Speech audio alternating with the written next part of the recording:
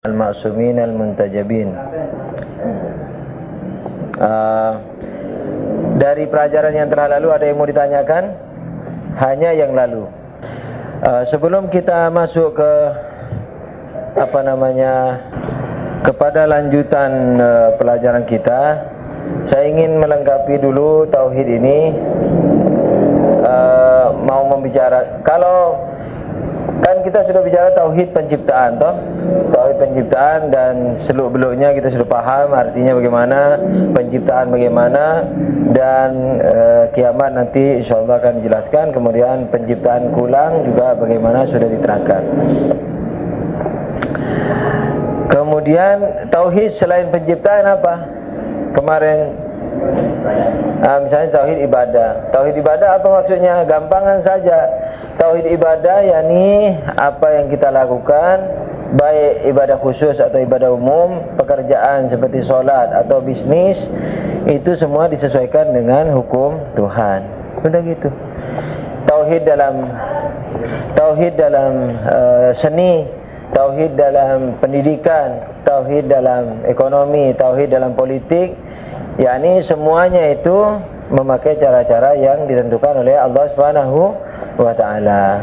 Itu tandanya tauhid dalam tauhid yang lengkap, yang termasuk dalam politik, ekonomi dan seterusnya. Jadi kalau kita ingin menjadi muwahhid yang hakiki, orang pentauhid terhadap Tuhan yang hakiki, maka apa? Maka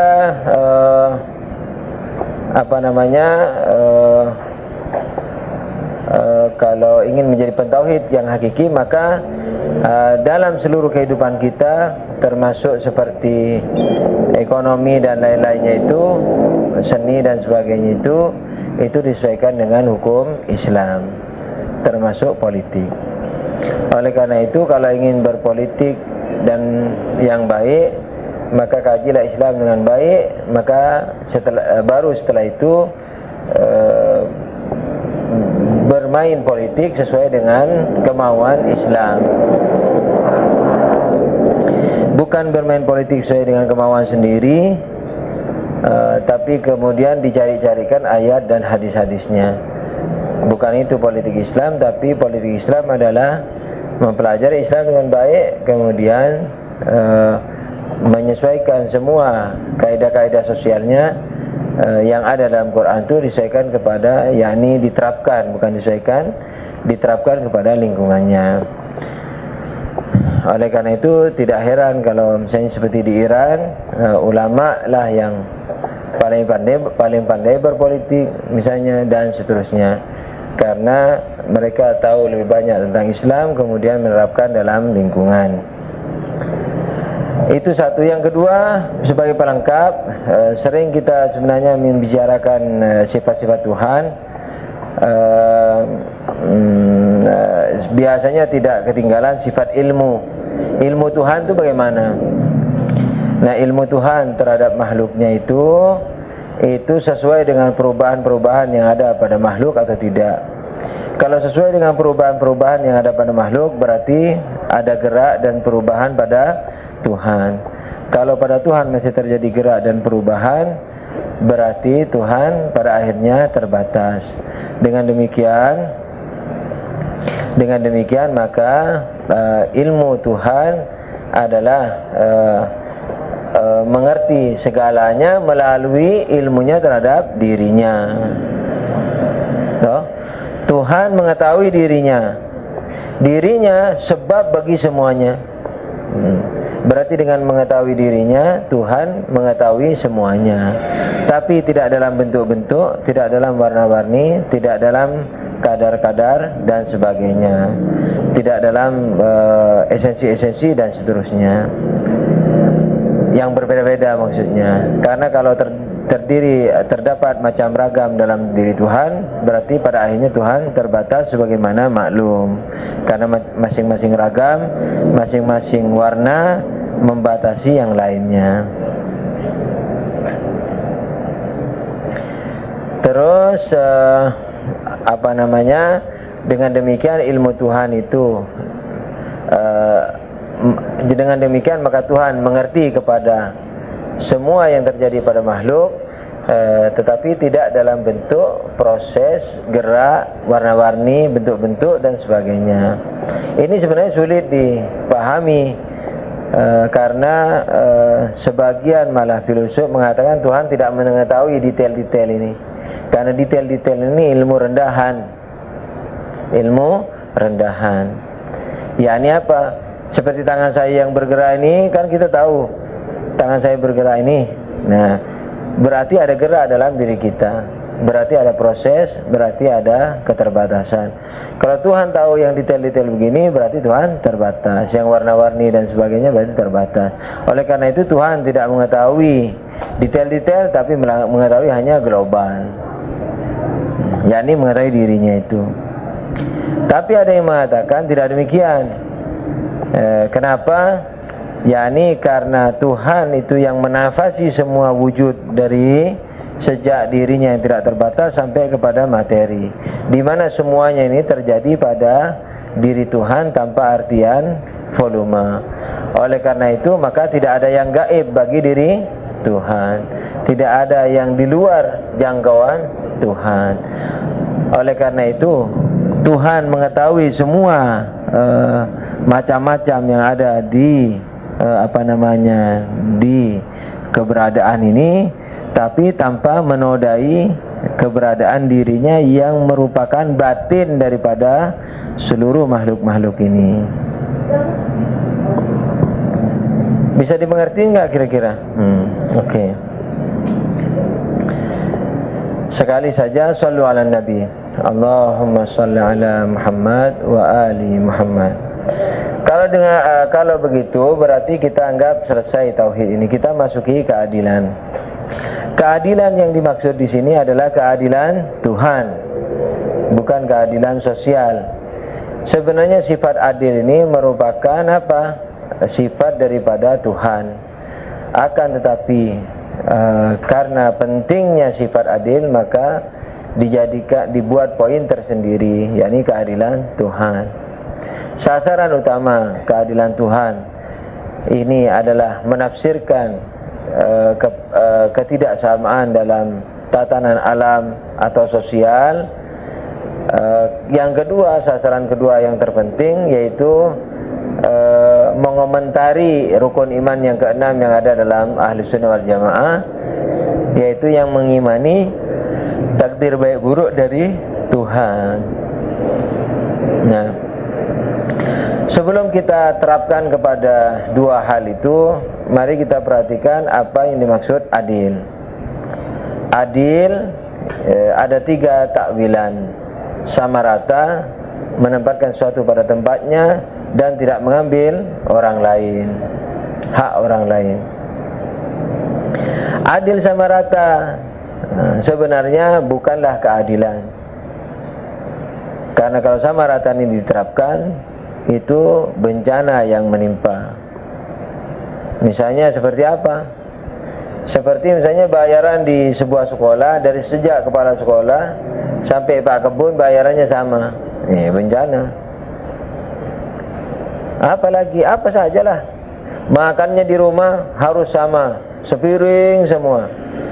Nah, anak yang masih umur misalnya 1 tahun tidak bisa ngabisin sepiring.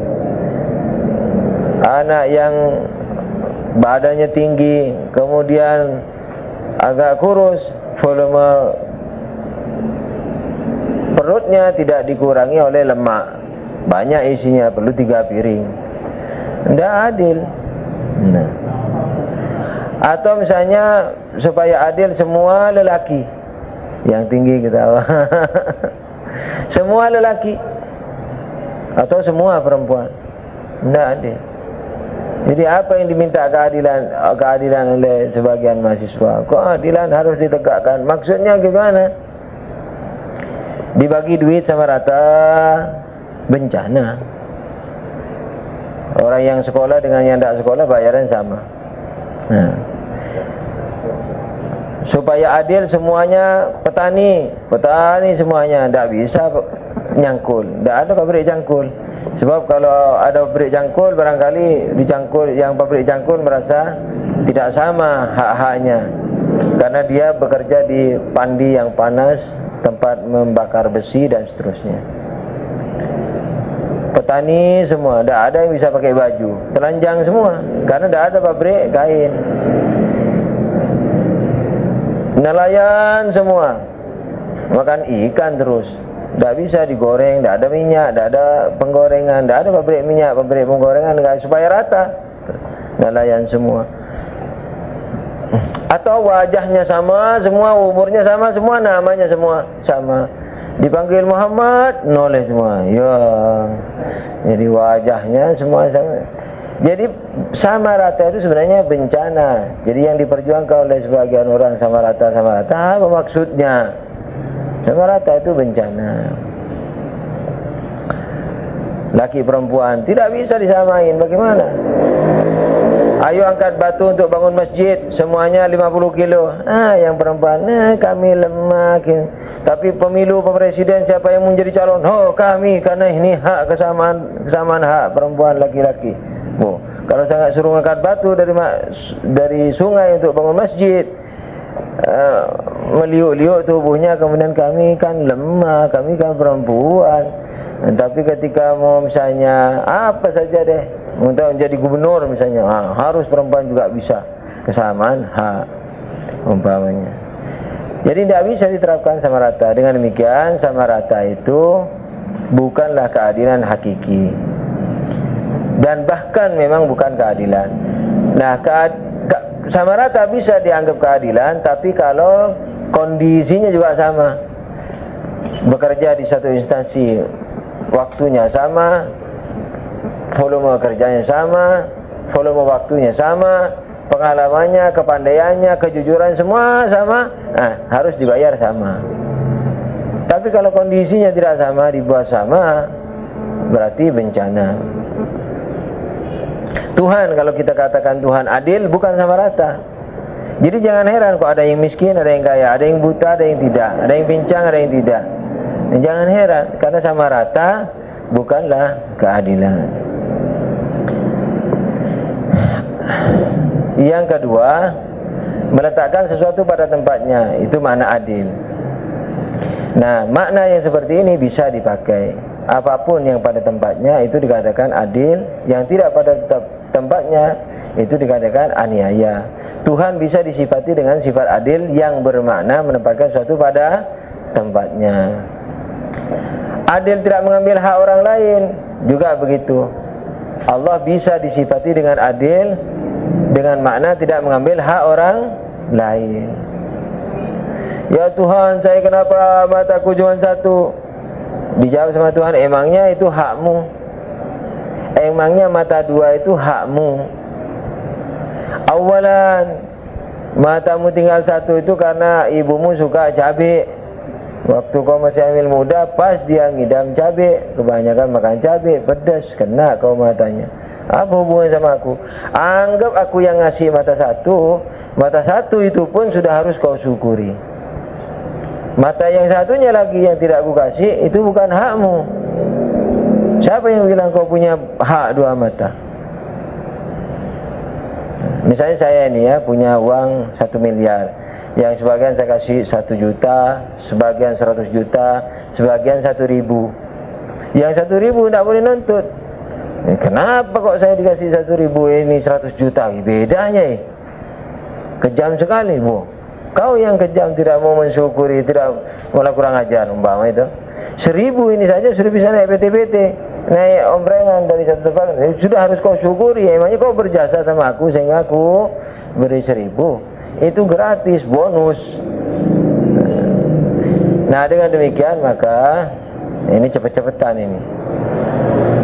Maka awalan cacat, kemiskinan dan seterusnya itu awalan. Ini yang pertama, tidak mesti Tuhan penyebabnya.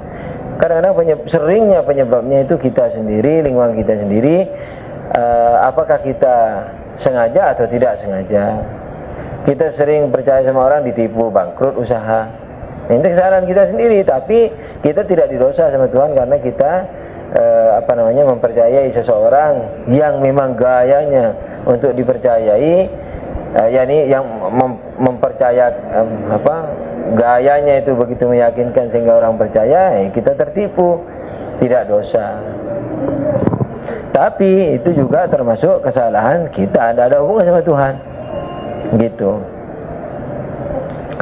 Nah, jadi dengan demikian maka cacat, fakir, miskin, kemudian jodoh, kemudian umur, kemudian rezeki itu tidak ditentukan Tuhan. Masa jodoh tidak ditentukan Tuhan? Kagak. Suruh cari sendiri. Mau cari yang model apa, sukanya silahkan. Resikonya ambil sendiri. Kan Nabi misalnya pidato tuh, ayuhan nas, kalau mau cari perempuan begini-begini ya, begini-begini, yang bagusnya begini. Tapi Nabi senyum-senyum. Ditanya, kenapa senyum-senyum ya Nabi? Iya, saya suruh kalian mencari begini-begini, wanita begini-begini, padahal kalian sebenarnya jodohnya sudah ditentuin. Kan tidak lucu. Ayo berjuang bersamaku, kalau kalian mati syahid akan masuk surga. Senyum-senyum Nabi. Kenapa senyum? Ya aku bilang kalian mengikuti aku berjuang, padahal mati kalian sudah ditentukan Tuhan di mana dan kenapa dan dalam umur berapa. Kan tidak lucu agama kalau begitu. Jadi ketika Nabi menyuruh kita mencari perempuan yang begini, ideal begini, ya berarti kita belum ditentuin. Mestinya Nabi dari awal sudah bilang, ya ayuhanna, carilah orang yang sudah ditentukan Tuhan. Bagaimana caranya mencari ya Nabi? Cari mimpi, minta petunjuk dari mana, di mana perempuan yang dijodohkan kepada kita. Kan tidak begitu. Rezeki, kemudian cacat dan seterusnya, itu semua tidak ada ketentuan langsung dari Tuhan, dan semua bersangkut kepada ikhtiar manusia.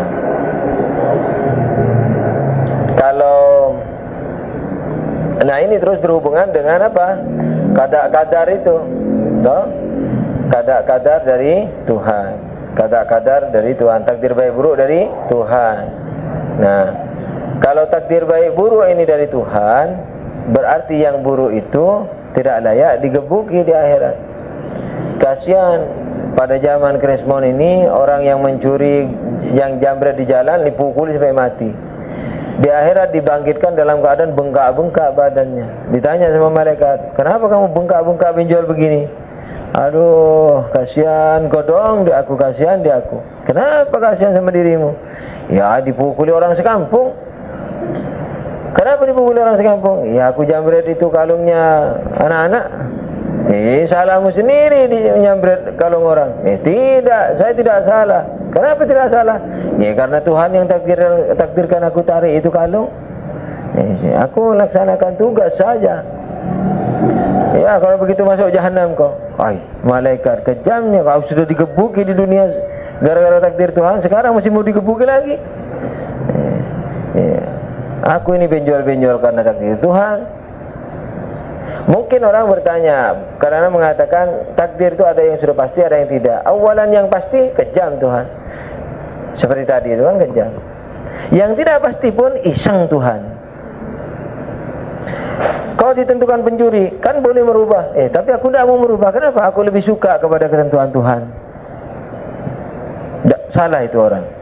Kan tidak salah. Ayuhan nas, kata manusia, kalian tidak boleh jadi pencuri. Tapi kamu Ahmad, kutentukan jadi pencuri. Tapi kau boleh merubah ya ketentuan ini. Baik Tuhan, tapi aku tidak mau merubah ya. Karena aku lebih suka ketentuanmu. Jadi pencuri. Yang bertanggung jawab siapa? Tuhan atau dia? Tuhan. Nah terus bagaimana menafsirkan kadar dan segala macam? Siapa yang bertanya? Antum yang selalu bertanya kadar atau Pak satunya lagi? Karena saya selalu ragu antara antum sama satu orang lagi, siapa? Wawan.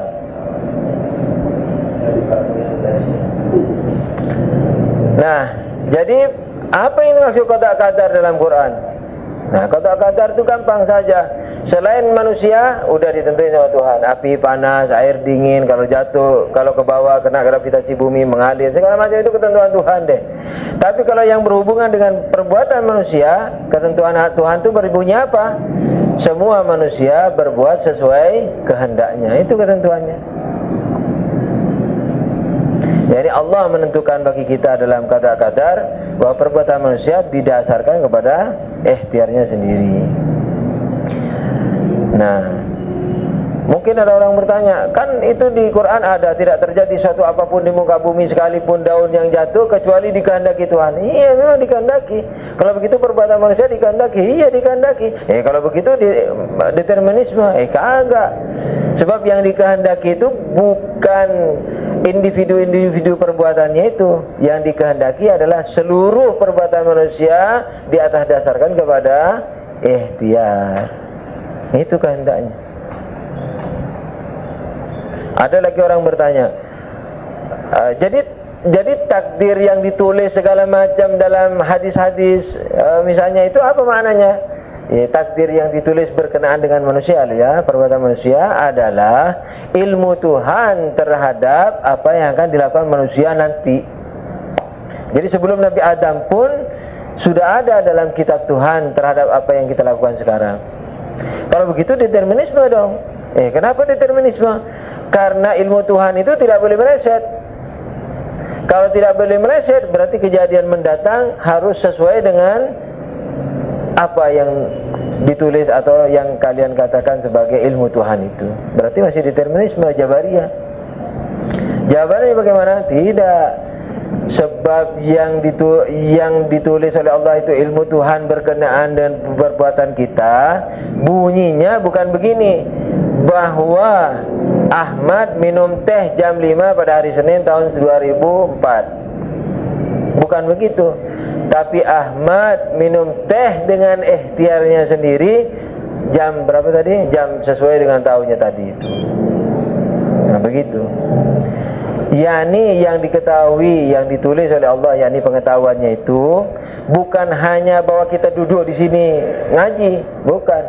Tapi kita duduk di sini pada tahun sekarang, hari sekarang, jam sekarang ini dengan ikhtiar kita sendiri. Jadi tidak ada determinisme. Jadi sekalipun ilmu Tuhan ini mesti cocok dengan kejadian yang akan datang, kejadian yang akan datang itu bukan dijabariyah oleh ilmu Tuhan yang dahulu. Karena ilmu Tuhan yang dahulu berkenaan dengan manusia, yakni manusia melakukan minum teh, tidur, ngaji, sholat, misalnya mencuri dan seterusnya, itu dengan ikhtiarnya. Paham tak kira-kira? Karena ini saya mau ngebut-ngebutan, paham ya? Bisa dipaham. Diskusinya itu mesti dipaham, kalau tak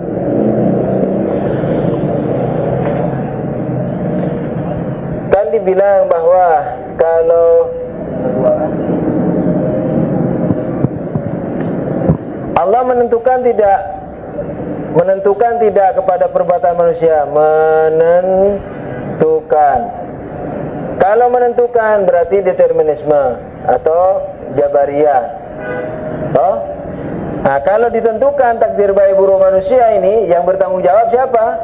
Tuhan, bukan dirinya.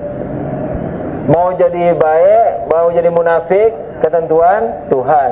Berarti Tuhan yang bertanggung jawab, bukan manusia. Nah, kalau manusia baik, tidak layak masuk surga, karena Tuhan yang menentukan dia baik. Kalau dia jelek, tidak layak masuk neraka, karena Tuhan yang menentukan dia jelek. Nah, mereka menjawab, orang ahli sunnah menjawab, takdir ini masih bisa dirubah. Ada yang tidak bisa dirubah, ada yang bisa dirubah. Kita bilang yang tidak bisa dirubah determinisme.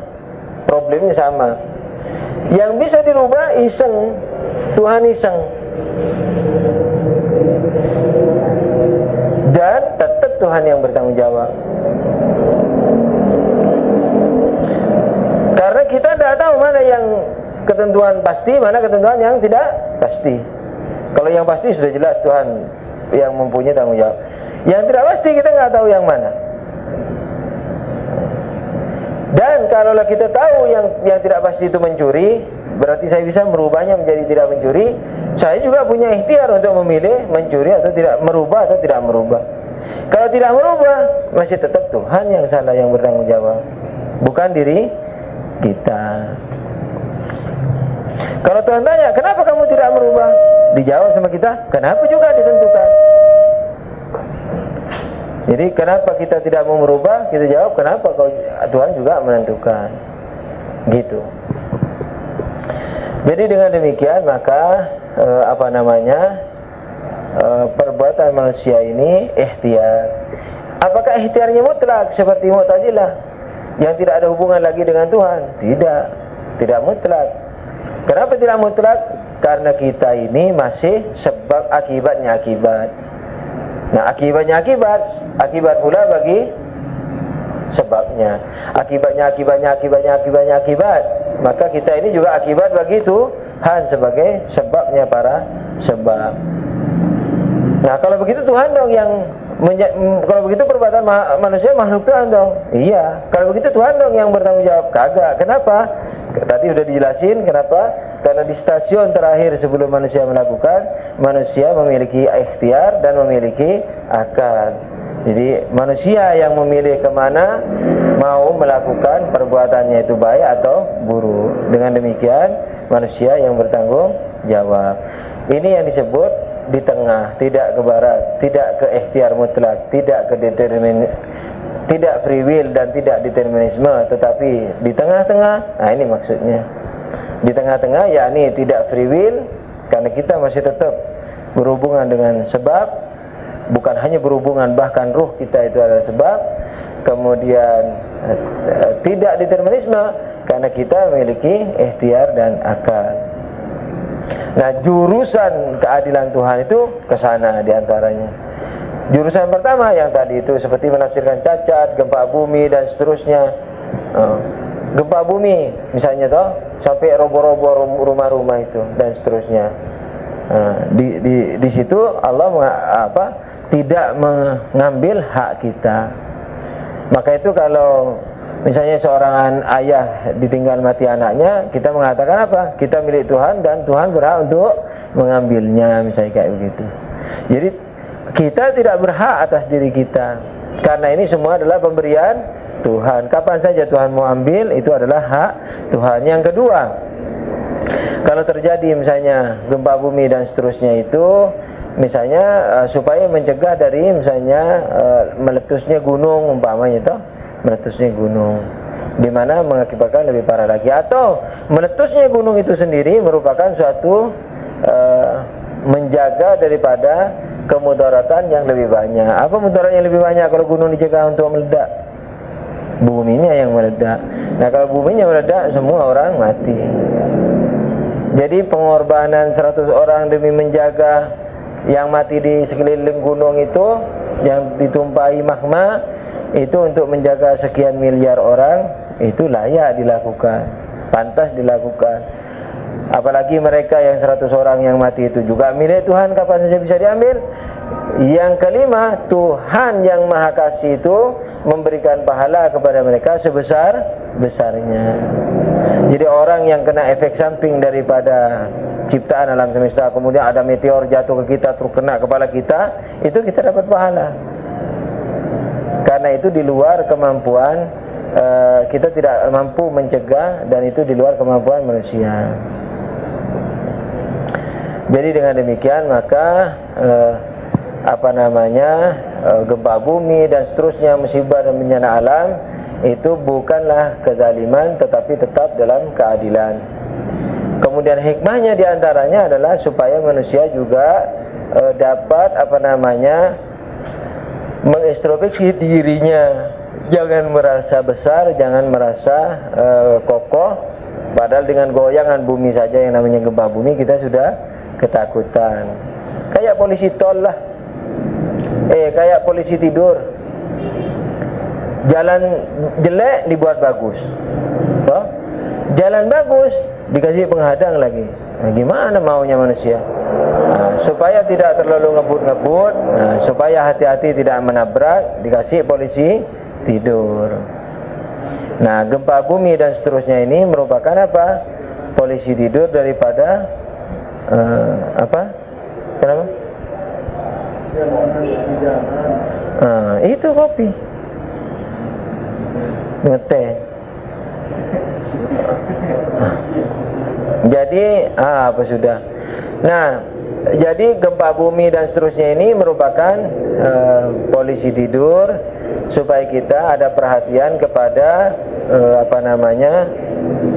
Tuhan dan introspeksi kepada diri sehingga tidak lengah terhadap keadaan, terhadap diri sendiri, sehingga kita ini tetap tawadhu di hadapan Sang Maha Perkasa, yakni Allah Subhanahu wa taala. Yang ketujuh apa lagi? Bahwa bencana alam itu memicu manusia untuk semakin maju, mempercepat manusia untuk maju. Yang banyak musibahnya dia semakin cepat matang. Di mana saja, apakah pribadi ataukah bangsa ataukah alam. Di mana saja orang banyak musibahnya atau alam banyak bencananya, orang yang tinggal di situ cepat lebih maju dari tempat lain. Pribadi atau sosial. Nah, kalau pribadi misalnya ya apa sajalah cobaan-cobaan keseharian, kalau kita tabah kita akan lebih cepat dewasa. Kalau negeri misalnya kayak Jepang yang selalu gempa bumi, maka dia sekarang kalau ada gempa bumi jangankan runtuh itu anunya, gedungnya, kaleng-kaleng yang ditaruh di toko itu tidak ada yang jatuh kadang-kadang. Jadi dia ikut bergoyang. Kalau penyanyi di Indonesia mengatakan Indonesia bergoyang, kalau di teknologi yang di Jepang mengatakan Jepang bergoyang. Jadi bangunannya ikut goyang, tidak ada yang. Nah, goyang yang ada di Indonesia itu maksiat dan menghancurkan budaya, tapi goyang yang ada di Jepang, goyang gedung itu loh ya, itu memajukan bangsa. Nah, ini secara global makna daripada dan sasaran daripada keadilan Tuhan. Ada yang mau dipertanyakan ini? Keadilan saja. Itu kita kalau determinisme dan idealitas, hubungan dengan kita terbuka dari sendiri. Kenapa? Yang mananya? Dialognya. Bisa. Nah, jangan menakwilkan. Di situ dikatakan Nabi Khidir itu orang yang mengetahui apa yang akan terjadi lalu bisa merubah seakan-akan. Ikhtiar dan determinisme ini kalau diterapkan kepada kejadian Nabi Khidir bagaimana?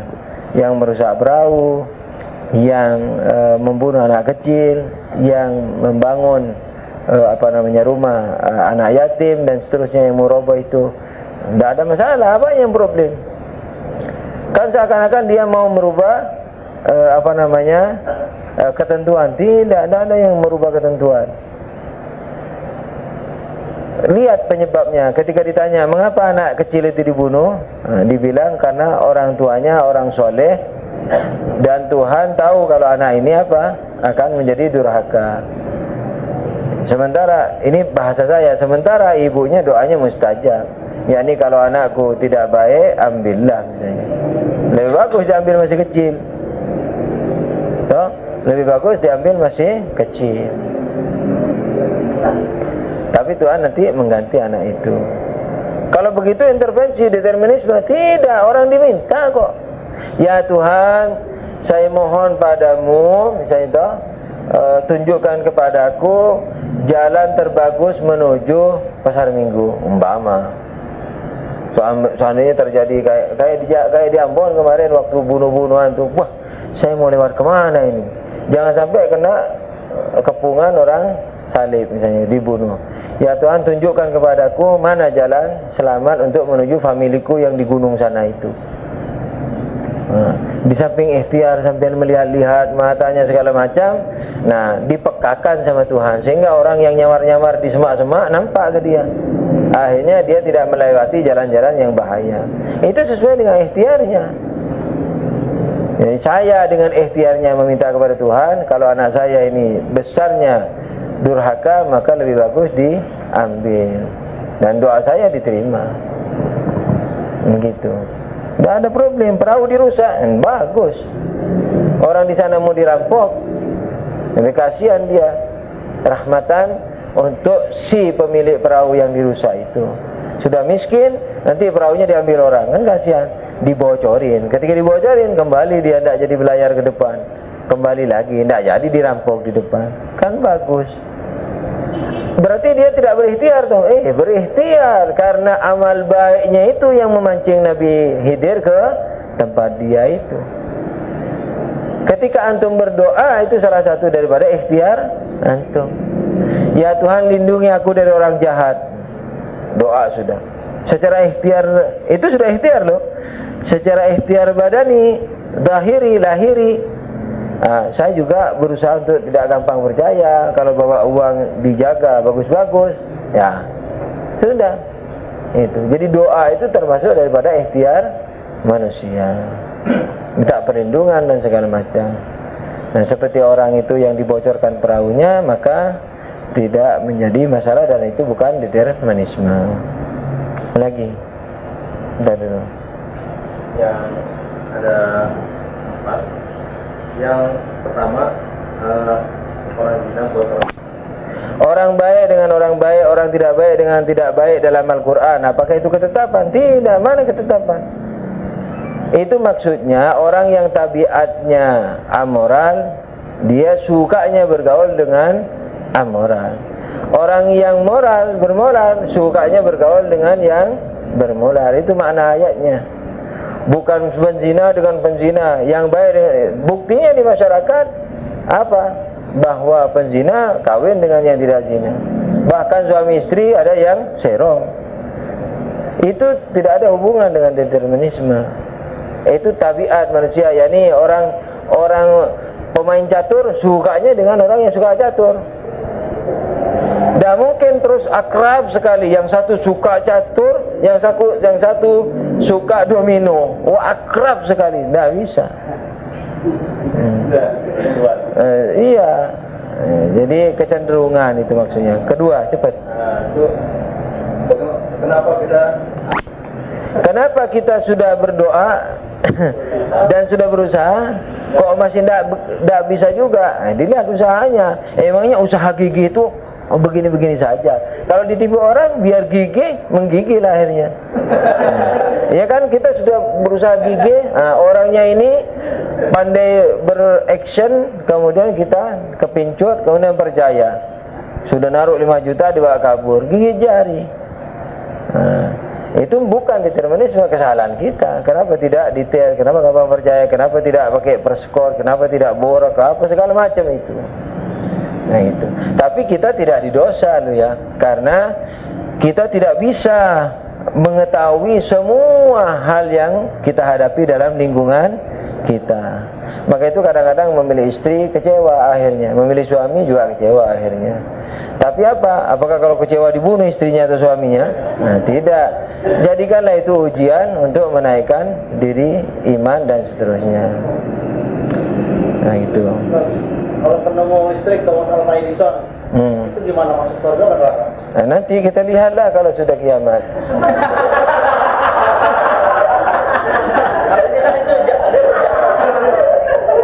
Ayo lagi. Cepat poin. Tutup poin. Yang ketiga, ikhtiar dia berjasa kepada manusia juga, Ustaz. Dan dia menemukan sila itu. Apakah dia berarti dia mempercayai ada kekuatan lain selain Allah sehingga membuat itu syirik? Sebagaimana yang dinukil begitu, bahwa Mu'tazilah mengatakan Tuhan tidak ikut campur lagi masalah kita. Kita sudah dikasih garis-garis besar haluan negara, dikasih fasilitas, potensi, segalanya, sudah dibiarin menggelundung, menggelinding sendiri, ditunggu di akhirat. Begitu ceritanya yang dinukil. Maunya mereka sungguhnya apa? Allahu a'lam, Allah yang tahu. Tapi yang ternukilkan ke kita begitu. Jadi Tuhan selesai sudah memberikan misinya sudah selesai, memberikan kekuatan, power kepada kita, kemudian memberikan jalan hidup, ini agama, sudah ditunggu sama Tuhan. Tapi kalau kita enggak, kadang-kadang Tuhan sesuai dengan keinginan dan permintaan kita intervensi ke dalam, tapi itu sudah saya katakan tadi bukan determinisme, karena kita yang minta. Ya Allah, lindungi aku dari perampok, petani, misalnya nelayan itu. Datang Nabi Khidir dibolongin. Bocor, tidak jadi berlayar, tidak jadi dirampok. Padahal perampoknya sudah menunggu di tengah lautan. Nah itu, jadi bukan determinisme, terus berhubungan dengan ikhtiar kita. Yang terakhir, itu selain manusia ada ikhtiar apa tidak? Selain manusia ikhtiar, kucing mau kemana, loncat sana loncat sini, kecoa terbang sana terbang sini, ada ikhtiar. Tetapi mereka tidak memiliki tanggung jawab. Kenapa? Karena tidak ada akalnya. Yang sudah diterangkan tadi itu baru mesti kres. Siapa yang tadi ngajung awal loh? Jangan ada itu dulu. Bagaimana itu? Kalau pengetahuan itu ada pengetahuan di masa datang, walaupun pengetahuannya itu bahwa kita melakukan perbuatan ini dengan hendak. Iya. Ada pertanyaan, Tuhan tahu terhadap perbuatan manusia di masa datang. Ini bukan pertanyaannya ya, mukaddimah. Tuhan tahu terhadap perbuatan orang di masa datang, dan pengetahuannya pasti terjadi. Kalau pengetahuannya pasti terjadi,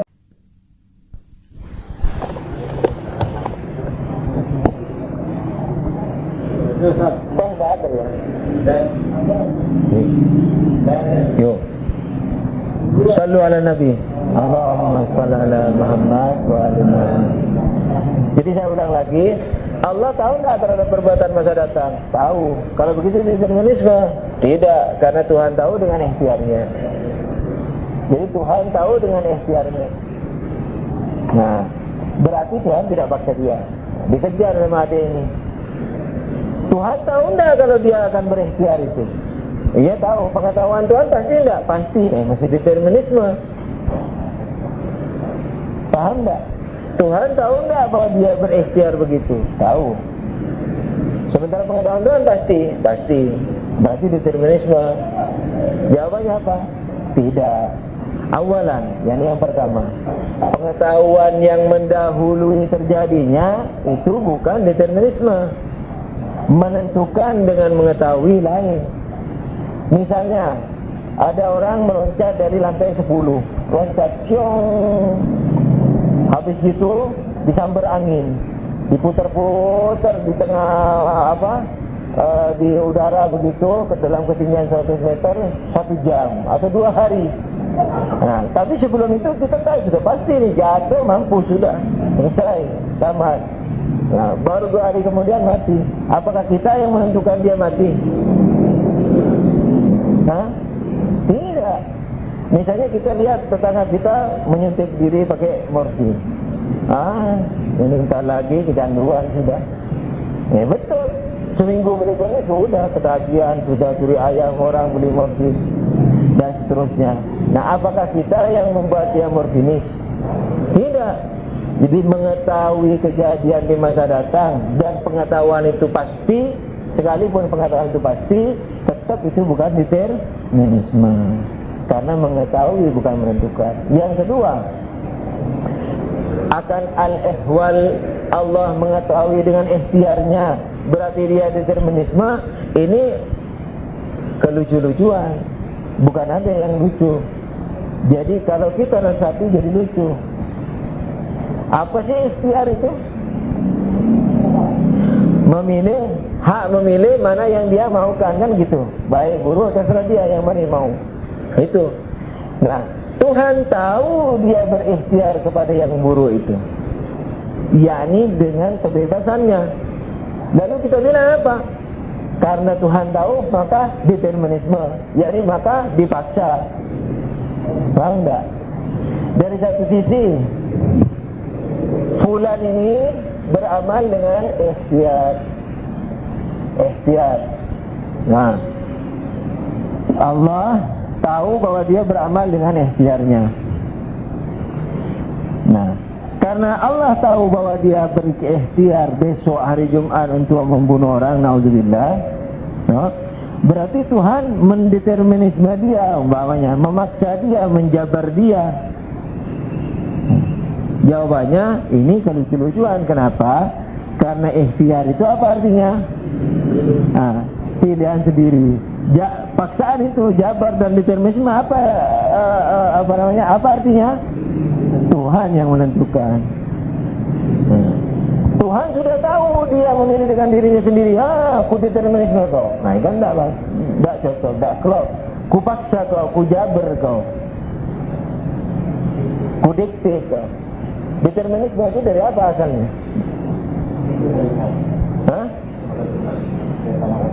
Determine.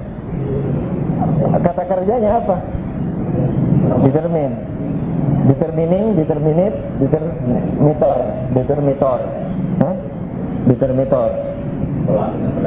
Determinator yang mendeterminate. Misalnya I determinate you. Jadi misalnya Tuhan sudah tahu dia memilih dengan dirinya sendiri. Aku determinate kau. Mana bisa? Orang determinate adalah paksaan, ketentuanku. Sementara apa? Sementara ikhtiar itu adalah lawan daripada ketentuanku itu. Bertolak belakang. Gitu. Jadi esensi daripada ikhtiar itu bertolak belakang dengan determinisme, determinate. Gitu. Koma lagi kita. Ada lagi yang tanya? Ya. Maksudnya?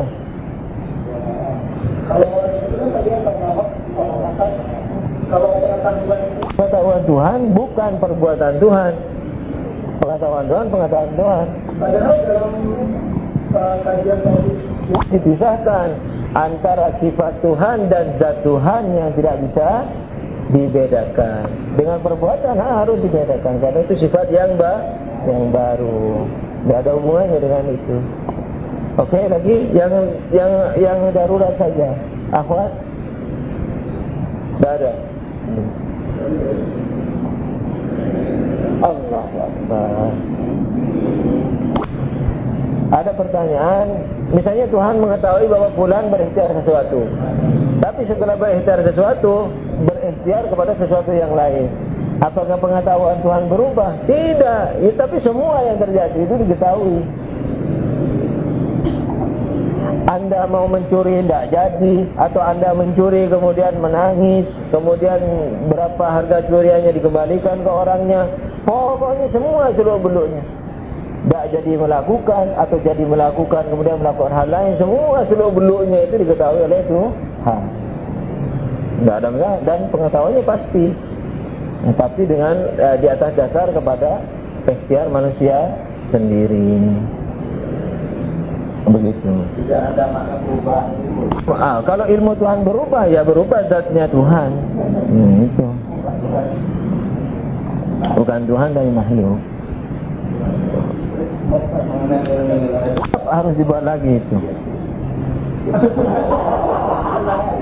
Oke, yuk. Sudah lupa. Tadi apa? Paham tapi lupa. Lain paham dengan tidak paham. Lain lupa dengan tidak paham. Oke. Nah, pertanyaannya adalah saya tidak menginginkan sesuatu yang terjadi sama saya. Nah, tapi terjadi juga, berarti determinisme. Seperti apa? Kena gempa bumi, kena gunung longsor dan seterusnya. Atau kena copet di pasar, kena tipu dalam bisnis. Saya tidak ingin. Siapa yang bilang ingin? Saya kena, misalnya seseorang tabrak mobil. Nah, tidak mau, tidak ada yang mau. Jawabannya bagaimana? Awalan, tidak ada hubungannya dengan kada dan kada, tidak ada hubungannya. Mau tidak mau, harus mau. Nah, jadi orang yang tidak guru. Ketika orang tinggal di gunung, mungkin tidak gunung itu longsor atau meletus? Mungkin. Ketika dia mau tinggal di situ, berarti dia mau juga kepada longsornya dan mau kepada meletusnya.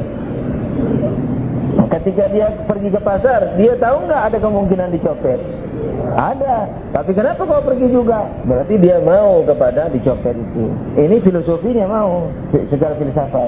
Tapi secara bahasa sosial disebut risiko. Ya bagaimana lagi Pak, mau kemana lagi? Ya tinggal di situ, biarin dilongsorin deh, risiko. Nah, itu sebenarnya secara filosofinya mau begitu. Saya tidak mau jahanam. Jadi kau maksiat, lucu tidak mau masuk jahanam, tapi maksiatnya banyak. Itu mah mau kau tandanya.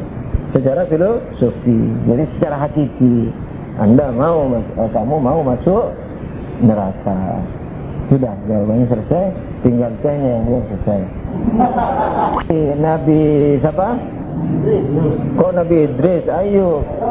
Nabi Ayub yang kena penyakit borokan ujian itu bukan selamanya. Sebab Nabi tidak boleh menjijikkan.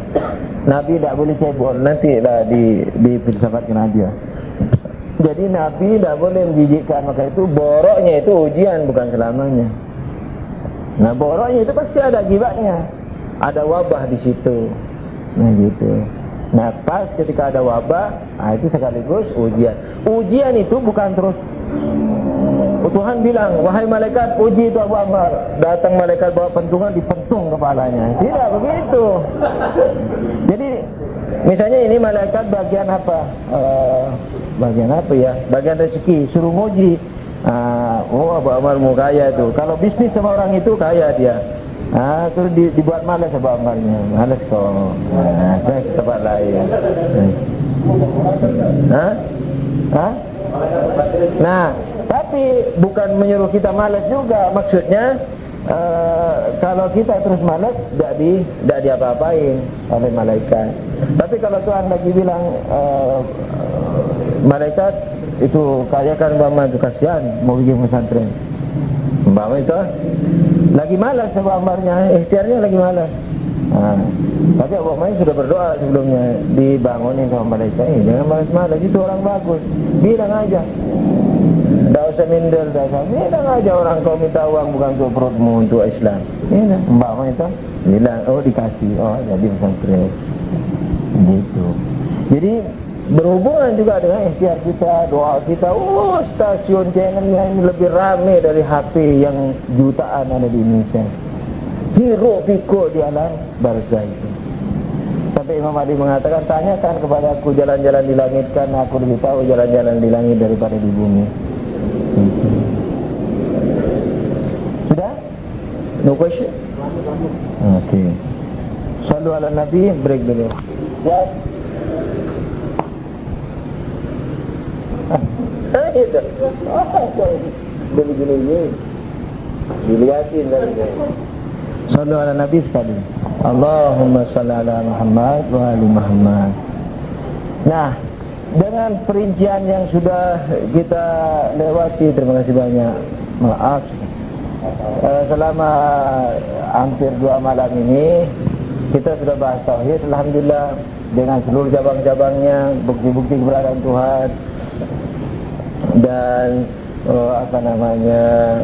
tauhid zat, tauhid sifat, dan sedikit membicarakan tauhid penciptaan dan seluk-beluknya.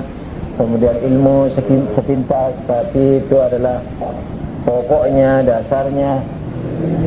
Kemudian kita sudah membahas pula keadilan secara secara cepat dalam waktu sejam. Alhamdulillah.